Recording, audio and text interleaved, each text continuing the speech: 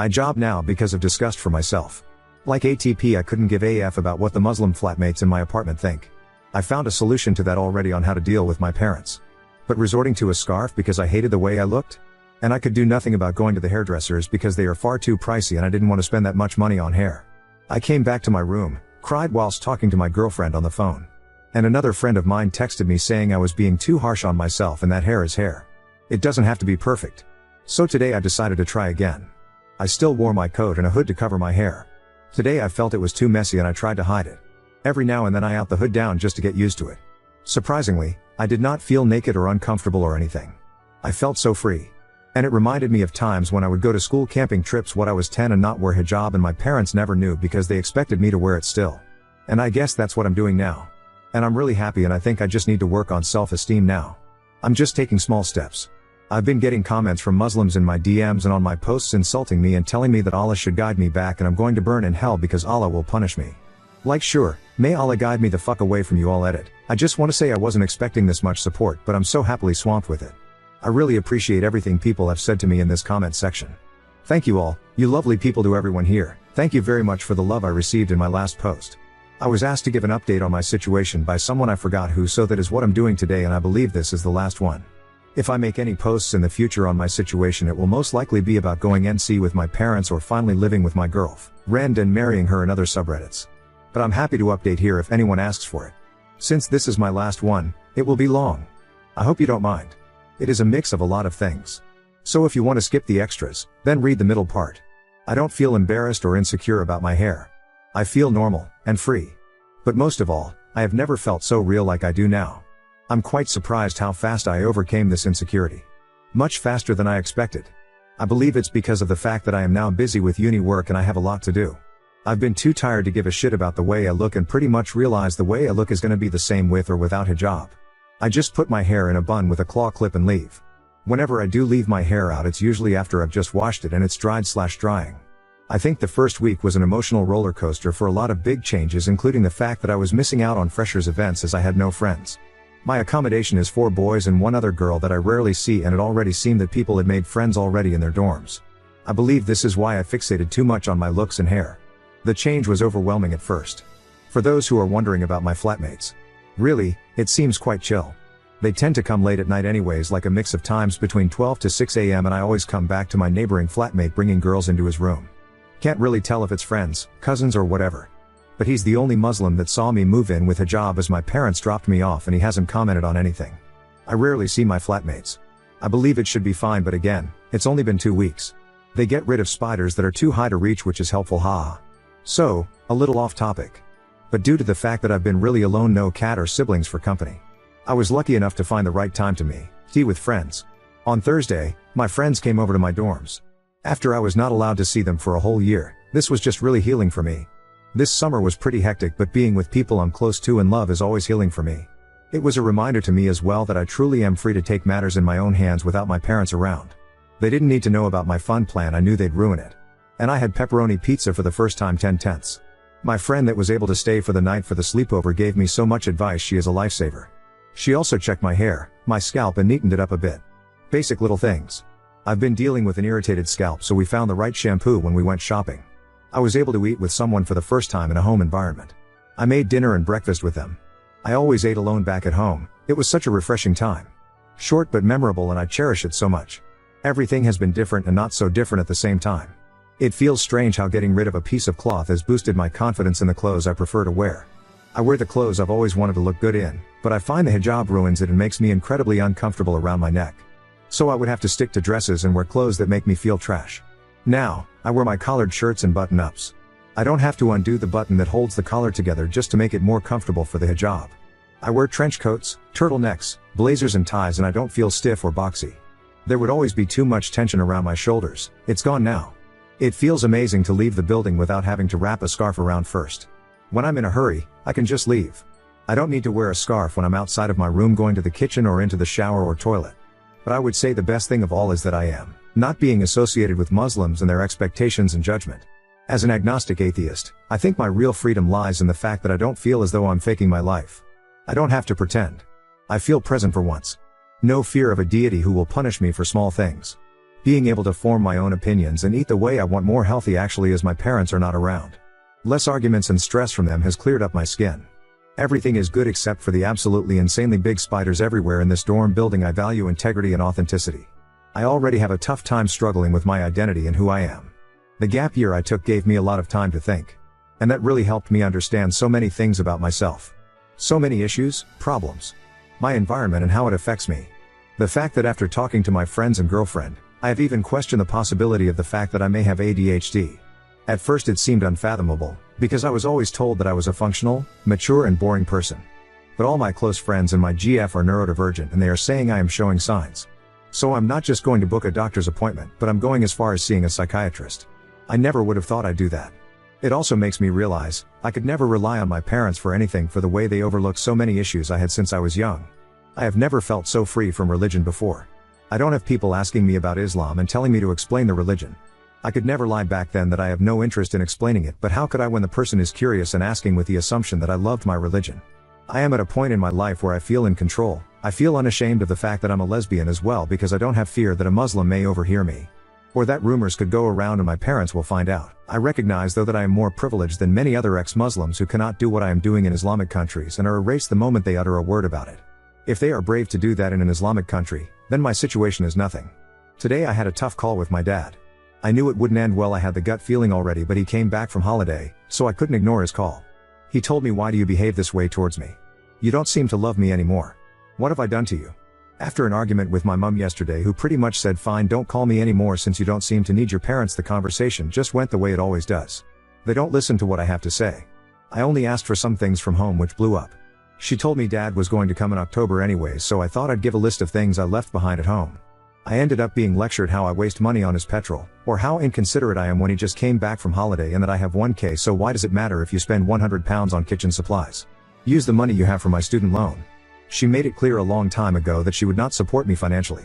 I never expected anything. Ever since she found out I had to live in a comms, she would argue with me. Student finance has a tendency to expect the parents to support their children with uni. So that just led to a whole money argument with her getting furious and blowing up on me ever since. Basically, fine, go there. Why should we help you with money when you're __ yada yada, and I literally never asked money in the first place. She still finds something to be upset about, whereas my dad gets mad that I'm being financially independent from him and not asking more from him. He thinks I should spend my money and saving up is pointless. If I want something I should ask him and not be frugal. He also said I pray to Allah that he fixes character / derogatory so that you grow up to become a human. Also / dare. Which he then proceeded to lecture me on why I haven't been a good daughter. They want to take me home during Christmas holidays. They don't like the fact that I might live alone in a building all by myself whilst everyone goes back home. I'm hoping to use the excuse of work, but really I want to finally travel by myself for the first time and visit my girlfriend again. Anyways, to end it off, thank you to everyone who has read this and supported me. I am rooting for anyone in my position that wants to get rid of the hijab forced upon them. To the Muslims who keep DMing me / commenting about the fact that hijab is this and that. Or about how you weren't forced to wear it. Or that I'm misconstruing the true meaning of hijab. No. I am not. And when you say these things and label it as Islamophobic, you are ignoring other women's real experiences. No matter what your religion says about the hijab, it does not negate the very fact that millions of women like me, and are forced to abide to the rulings of a religion against their will, exist. They exist. I exist. And to silence that is privilege and ignorance, because you have freedom when other women do not. You cannot ignore the struggles of Iranian women, the women in Afghanistan, the victims of honor killings and barbaric death penalties. You cannot tell me women choose to wear it there. If the women in Afghanistan were exposed to the many opportunities they could have, do you truly believe they would still wear the hijab or follow Islam at all? My religion does not teach that is irrelevant. I am talking about real issues that goes beyond the hijab and veiling. This isn't a generalized attack towards Muslims. Women who live in much worse conditions than me in Islamic countries, they would have been like me if they could speak their truth. Wear what you want. Have choice. And truthfully, the posts I have made about hijab was never TU or about intentionally wearing the hijab. Now on to second story. Fiancé ignored my trauma, insisted on inviting the parents who abandoned me to our wedding, and now I'm reevaluating our relationship. I, 35 male, was 4. My mom remarried and had 2 kids with my stepdad. My stepdad never treated me poorly but always made clear that I was Dale, fake name, to him. He was not my dad. My mom never tried to fix the relationship and honestly loved her new family and always saw me as a burden. That's what I thought, at least until it was confirmed after my freshman year of college when my mom asked me not to come home anymore. I blocked her after that phone call and have had no contact with her or my stepdad and half-brother since then. I do still speak to my half-sister, 25F, at her insistence, but that's my only contact. It took me a long time to deal with basically being kicked out of my family. I grew to be pretty independent and thought I'd live alone until I met my fiancée, 28F, 4 years ago. We have had a great relationship and her family opened up and invited me in with open arms. She comes from a pretty typical suburban family and they are great. Over the years I've told her about my issues with my family. She has met my sister and she never pushed for more, until we started planning the wedding. When we started talking about who we would invite, I talked about friends from college and coworkers and she kept saying I should invite my parents. At first I thought she was just trying to gauge if I wanted to. I said I would not be inviting my parents. She said okay, but then brought it up again the next day. I calmly explained how much they hurt me, how growing up feeling you were unwanted and then having it confirmed at 19 really stunted my mental health. That over the years I have realized it's their problem and if they ever want to solve it then they can initiate, but I am in contact with my sister and it is clear they are happy insisting I don't exist. It's CKS, but it's their problem that they have thrust onto me. I can't be the one to solve it. I thought it had ended but she has brought it up 2 more times. The last one was last night. We were about to start the save the dates and she said, "Are you sure you don't want to invite your parents? I feel like I might just invite them on my side." And I snapped. I told her we should probably just throw the invitations away because if you can't respect what I've been through then I don't want to marry you. I then went to our bedroom and fumed for a while. She came in to try to talk to me and I walked out, grabbed my keys and left. I came back around 11 p.m. after hanging with friends and slept on the couch. She left for work without a word to me and I don't know where we stand. Her behavior is unacceptable but I feel I may have gone too far. What do you all think, Ada? Commenter, she's already in contact with your parents. This particular kind of obliviousness doesn't start with asking permission but rather begging forgiveness. Oop, I don't think so. I go to dinner or talk with my sister every Thursday night and she would hint if my mom and Dale wanted to reconcile. Update 1. My fiancée normally gets home around 5:30 p.m. so after I was done working, I work from home, I waited for her to show up. Got very worried when it was 6 and she still wasn't home but around 6:15 she shows up with my sister which was a big surprise. While my sister and I connect every Thursday we live 45 minutes away from each other so her popping by is not normal. Both of them looked very anxious so I was very confused. I asked them what was going on and my sister just bursts into tears and saying she's sorry. After like 5 minutes of her losing her shit she starts talking about the family. So apparently when she told my mom and Dale that I got engaged it started a rift between them. Not because they cared about me but about how my half-brother, which is 27, is still living at home, single with no hijab. If you're thinking, why they kicked you out at 19 but let him stay there past when he could rent a car, don't worry, I said it out loud. My mom apparently wants to do the same to my half-brother but Dale won't let her. So they are currently separated. With my mom living family and refusing to come back until my half-brother is out of the house. For some reason that defies all logic and reason my sister thinks getting an invite to my wedding will bring the family together. Since it was my engagement that caused the rift. At this I blew up a bit. I told her that my engagement had nothing to do with it, that their shitty parenting and poor relationship skills caused it and don't put that shit on me. She cried even harder, and this time I was not going to console her. My fiancé is just sitting there the whole time so while my sister is trying to get herself together I question my fiancé about this. She also tears up a bit but tells me my sister was telling her about how I always bring up the family on our Thursday and that deep down I wanted to repair the relationship. I asked how she could believe that when I was very clear that I was no contact with my family and had never mentioned wanting to be in contact. I told her that I tell her everything and would never hold back something like this without talking to her. She's always been my sounding board. When I switched jobs last year, we talked about it every night and her advice mattered more than anyone else. She apologized and then wanted to show me her phone. Specifically the messages between her and my sister. At this point my sister perks up and asks her not to show the phone conversation. But my fiancé tells her she's trying to save her relationship. My sister has just been straight up lying about our Thursday conversations. Saying how I was always talking about reconciling, how I would never admit it but I'm partially at fault too, how I really want to see them all again. Every time I would tell my say no she would text my sister and my sister would talk about how I just couldn't be open because I was embarrassed. Just completely false. I would be perfectly happy never seeing any of them again. I can't believe my sister still sees them. At this I tell my half-sister to leave and that Thursdays are cancelled. My sister puts up a little bit of a fight but I ignore her until she leaves. She keeps saying sorry over and over again but honestly I'm done with her. I've blocked her and will be no contact with her for the time being. A complete betrayal of my feelings and relationships. As for my fiancé and I am still very upset. She went behind my back with my sister. Never asked me about it. Let my sister manipulate her and honestly hurt me. I told her I love her but my trust is broken. We've agreed to go to couples therapy and see if we can repair the relationship. I hope we can but I'd say it's a toss-up for me. She's got a lot of work to do. Commenter, removed, downvoted, oh fuck off. Your fiancé was lied to and manipulated just as much as you. Don't hold this against her if you don't want to be the asshole. Now is the time to come together with her as she has seen how fucked they are.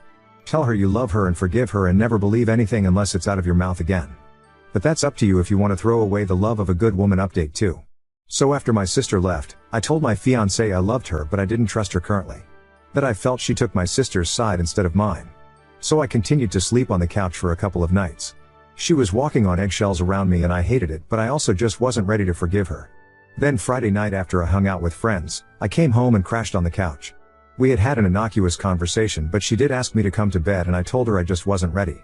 I woke up to pee at like 3 a.m. and she was sleeping on the floor next to me.